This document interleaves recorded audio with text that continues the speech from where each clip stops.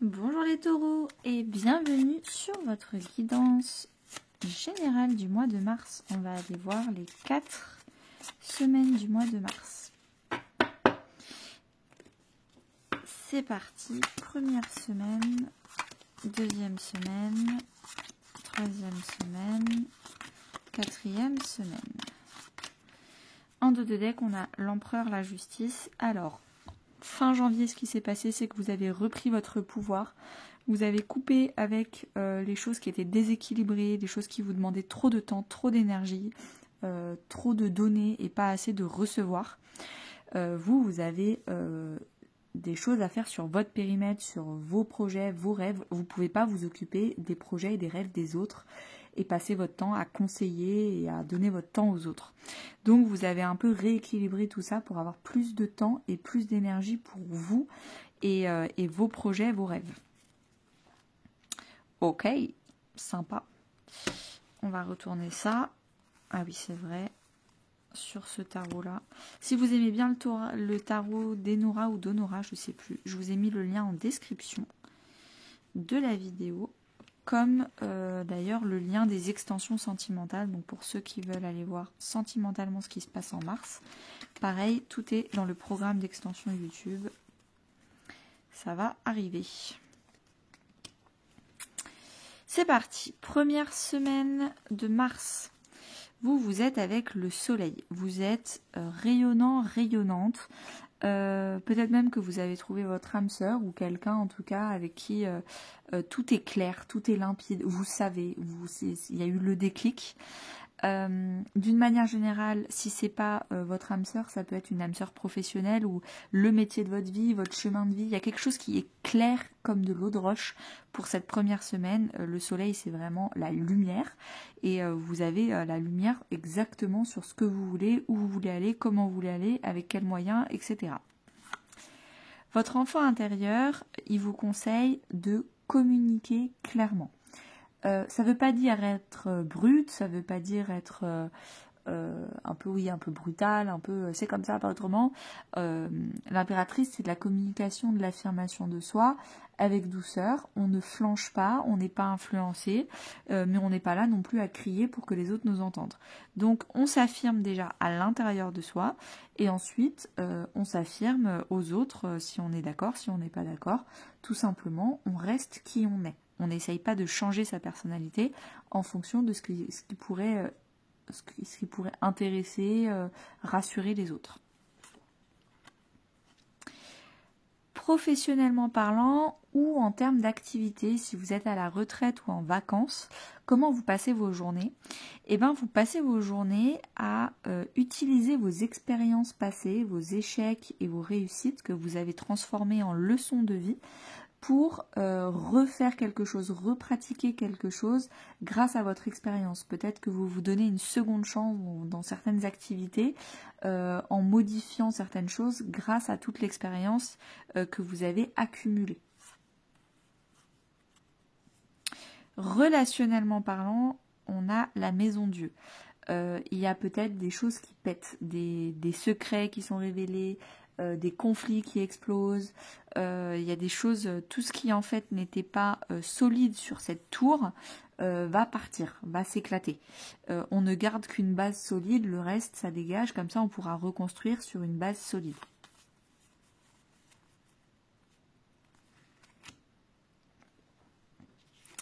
Deuxième semaine, on a le monde. Alors, est-ce que vous allez voyager, vous allez voir du pays, vous passez une semaine ou un week-end à l'étranger? Peut-être que vous passez du temps avec des étrangers ou en tout cas des gens qui ont une mentalité différente, une vision de la vie différente. Également, peut-être qu'avec le monde que vous êtes, parce que le monde c'est la dernière arcane majeure, c'est l'arcane 21, donc peut-être que vous êtes en train de clôturer quelque chose. Vous êtes en train de clôturer un passage à une façon de faire, une façon de vivre, une vie professionnelle, une relation. Vous êtes en train vraiment de clôturer quelque chose pour bientôt accueillir. D'ailleurs, bientôt, ça va être en avril, le 21 mars d'ailleurs, par là. On a la nouvelle année zodiacale avec le bélier. Donc le bélier, qui dit bélier dit nouvelle année. Donc peut-être que vous êtes en train de clôturer quelque chose pour commencer la nouvelle année zodiacale avec le Bélier le 21 mars, beaucoup plus léger et prêt à accueillir du nouveau. Votre enfant intérieur, il vous conseille les amoureuses, c'est-à-dire de faire le choix du cœur. Pas le choix de la raison qui rassure vos parents, qui rassure la société, pas le choix de ce qui est le plus... Il faut prendre un CDI parce que c'est sécuritaire, alors que vous, au fond de vous, vous avez envie de créer votre entreprise. C'est pas le choix de la raison qu'il faut faire. Là, c'est écouter votre cœur, mettre la raison de côté et foncer. Foncez, faites-vous plaisir, écoutez votre cœur, vos rêves, rêvez grand, c'est le plus important. C'est ça le conseil de votre enfant intérieur. En termes d'activité, vous vous donnez une seconde chance. Donc peut-être que le fait d'avoir un peu passé la semaine d'avant à re-analyser tout le passé, décortiquer les échecs, les réussites, comprendre ce qui s'est passé dans le passé, pourquoi, comment, vous permet cette deuxième semaine de vous donner une seconde chance, de vous relever, de faire autrement et de retrouver une énergie, une motivation pour un second souffle. Relationnellement parlant, on a la lune. Peut-être que vous passez du temps avec votre maman, peut-être que vous êtes en discussion ou en guérison du lien de maternité mère-fille dans votre famille. Si ça n'a rien à voir avec la maternité, ça peut aussi être affronter vos peurs et vos émotions les plus profondes avec certaines relations autour de vous. Peut-être qu'il y a des relations où il y a eu depuis longtemps des schémas répétitifs et là vous plongez à l'intérieur de votre émotionnel pour aller essayer de comprendre, de décortiquer tout ça et pour l'affronter une bonne fois pour toutes et ne plus le revivre. Troisième semaine de mars, on a la mort. Vous avez envie de vous transformer. Vous en avez marre de continuer de fumer, de continuer d'avoir des habitudes nocives. Vous en avez marre de continuer à avoir des gens un peu toxiques et énergivores autour de vous. Vous avez envie de faire de la place. Vous avez envie de faire du ménage dans votre vie pour accueillir ensuite quelque chose de beaucoup plus sain. D'ailleurs on passe bientôt au Bélier là, donc vous avez envie de trancher, de faire mourir des choses qui n'ont plus lieu d'être dans votre vie, des dynamiques, des comportements, des façons de penser. Votre enfant intérieur, il vous conseille la papesse. Éduquez-vous. Ouvrez un livre, elle a un livre ouvert, éduquez-vous, renseignez-vous, regardez les statistiques. Il est temps d'étoffer un peu votre vie intérieure, votre richesse, votre connaissance intérieure. Également peut-être faites les choses en secret, discrètement cette semaine. Gardez les réussites, les échecs pour vous. Ne soyez pas trop public avec trop communicant avec ce qui se passe dans votre vie. En termes d'activité, on a la roue de fortune. Donc la roue tourne dans votre sens. Peut-être que pendant longtemps vous avez donné, fourni des efforts et là il est peut-être temps pour vous de récolter, de recevoir une notoriété, de l'argent, de la reconnaissance.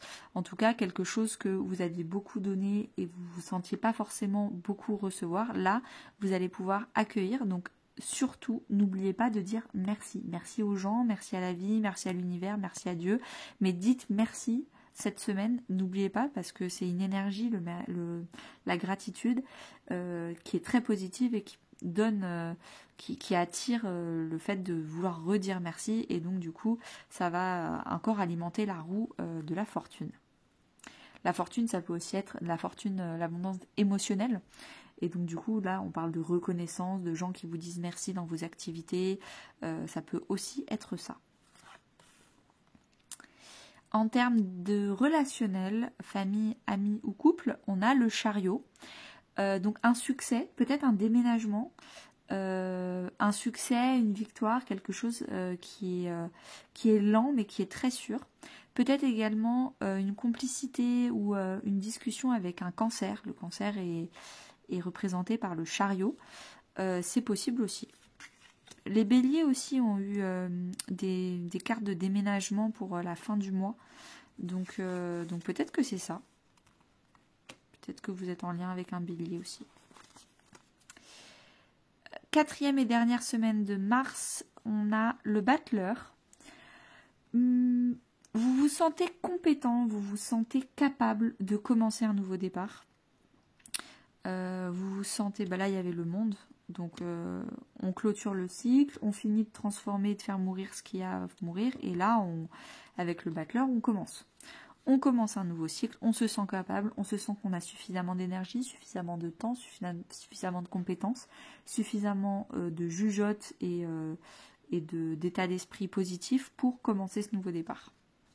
Ça ne veut pas dire qu'on sait tout et qu'on a toutes les réponses, ça veut juste dire qu'on est capable d'initier quelque chose de grand. Votre enfant intérieur, il vous dit, soyez courageux, courageuse, ayez la résilience, ne lâchez rien, soyez régulier. Un petit pas chaque jour. N'essayez pas de tout faire en une semaine et puis après, pendant un mois, vous lâchez tout.